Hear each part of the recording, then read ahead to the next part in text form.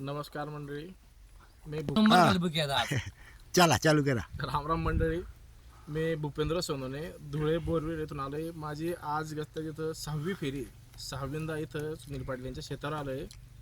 आणि प्रत्येक वेळेला तर नवीन नवीन वेगवेगळे पिकांमध्ये म्हणजे अनुभव वाढत होतोय. तर आता मी माझ्या सांगण्यानुसार माझ्यासोबत आणखी 4 शेतकऱ्यांना घेऊन आलेलो आहे.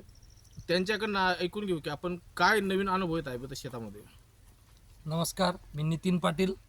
भूपेंद्र दादांच्या सांगण्यावरून आम्ही सुनील पाटील यांच्या शेतात आलो.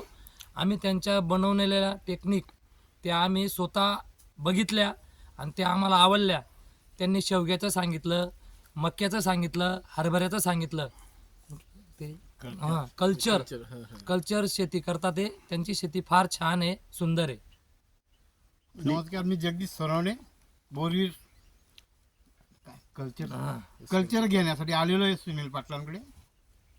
नाही, मी जे मक्यामध्ये व्हिडिओ दाखवतो, शेवगाला जे काही शेंगा आहेत ते ओरिजिनल आहे का कसं आहे? ओरिजिनल. आता आम्ही ना जो शेतकऱ्यांचं बरेच शेवग्याचे प्लॉट पाहिले मी, पण जे शेवग्याची सेटिंग आहे पावसाळ्यात जी सेटिंग व्हायला पाहिजे.